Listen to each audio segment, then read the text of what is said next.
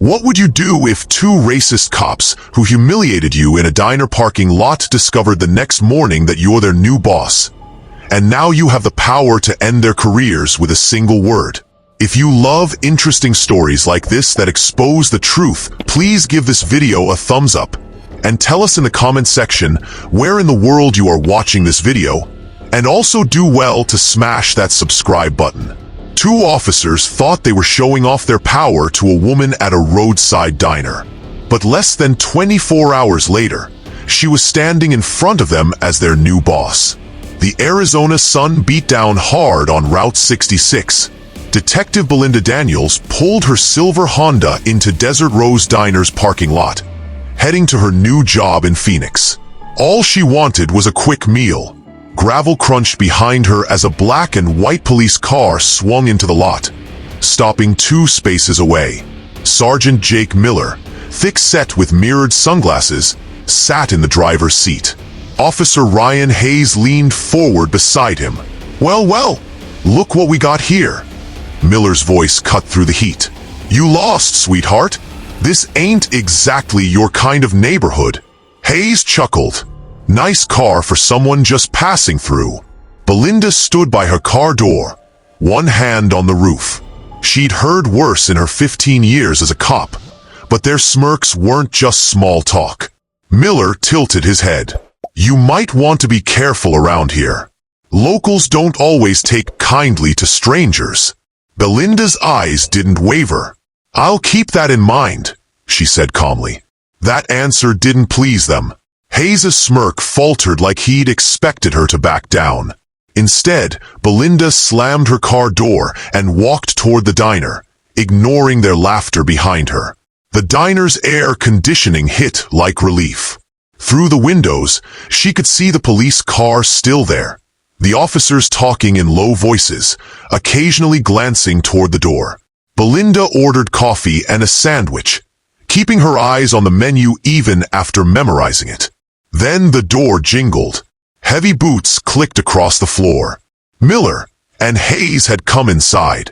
They slid into a booth 2 tables away. Bits of their conversation drifted over. Pointed laughter and low mutters meant to be heard. When Belinda finished, she left a 20 on the counter and walked past their booth without breaking stride. Miller spoke just loud enough for her to hear. "Enjoy your stay, however long that is." She didn't give him the satisfaction of looking back. The next morning, Belinda adjusted her crisp police uniform in the motel mirror. Today wasn't just about looking professional. It was about commanding respect from the moment she walked through the door.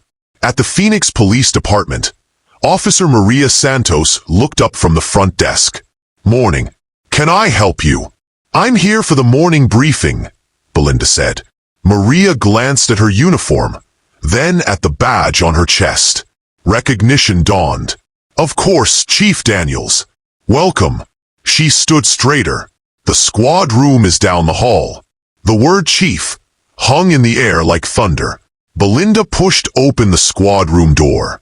About 20 officers sat at long tables, conversations stopping then resuming at whispers. At the far side, leaning against the wall, was Sergeant Jake Miller. His sunglasses were gone, showing pale blue eyes that didn't blink when they met hers. Beside him, Officer Hayes was flipping through a notepad, his attention clearly on her. Mayor Robert Coleman stepped in behind her. "Good morning, everyone. It's my pleasure to introduce Chief Belinda Daniels." The room went dead silent. Miller's jaw twitched. Hayes blinked once, then twice, his pen frozen. Belinda let the silence hang before speaking. "Good morning. Before we talk about schedules, I want to start with one thing: respect. It's not about rank. It's about how you treat people. On duty, off duty, and before you even know who they are." Chairs shifted in the quiet room. "I'm here to work with you, not against you. But I will hold every person accountable to the same standard I hold myself. We represent this city, and that means our words and actions matter every minute of every day." She outlined her priorities: better community outreach, improved patrol schedules, updated training. When she dismissed them, Miller was the last to move, his eyes on her until he turned toward the door. 2 hours later, Belinda called Miller and Hayes to her office. "Yesterday at the diner," she began after they sat down, "you had some questions about whether I belonged in this town." Miller's lips pressed together. "Wasn't exactly a question, Chief. Just conversation. You pulled into that lot, positioned your car to block mine, and made calculated comments. You didn't know who I was, but you thought you knew enough to test me." Hayes shifted. Miller's gaze stayed steady. "If you took it that way, maybe you were looking for a problem," Miller said. Belinda leaned forward. "I don't look for problems, Sergeant. I look for patterns. What I saw was officers who forget that the badge means service, not status." The air grew thick. Hayes's eyes dropped, but Miller held her gaze. "This isn't about taking offense. This is about conduct standards. If the behavior I saw happens again, to anyone, there will be formal consequences." Miller's jaw worked. "Understood." Hayes was quieter. "Yes, Chief. You're dismissed." 3 days later, a shots-fired call came in. At the rail yard, they chased 2 armed suspects through rusted freight cars. Hayes pursued one with a gun, while Miller followed the other. Belinda backed up Hayes. The hooded suspect tripped, his weapon skittering away. Hayes moved in calmly, pressing him to the ground while Belinda secured the area. Miller called out from across the yard. His suspect was down too. Standing by the patrol car afterward, Belinda looked at both men. "Good work." Hayes nodded. Miller's eyes flicked toward her briefly.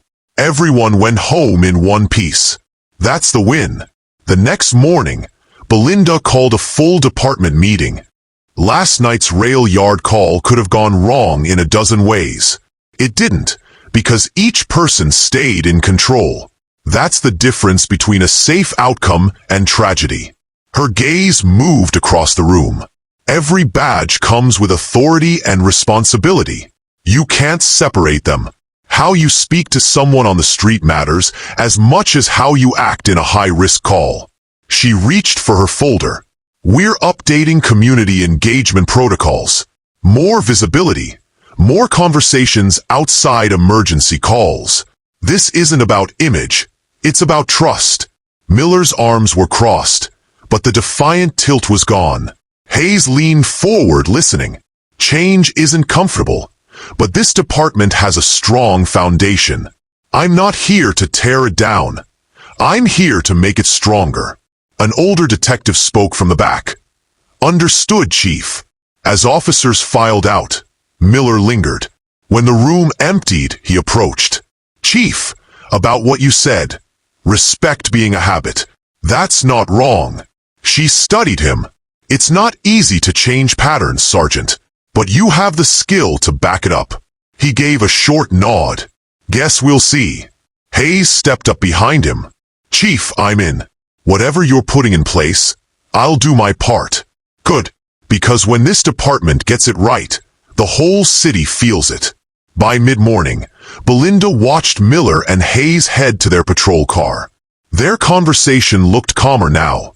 Less like plotting, more like planning their day. She opened her notebook and wrote, "Step taken. Keep momentum. Lead by example." The week had started with a parking lot test she didn't ask for. It ended with the first real sign that the test could turn into something worth building on. The lesson was simple. Respect isn't earned by who you are. It's earned by how you treat people, especially when you think no one's keeping score.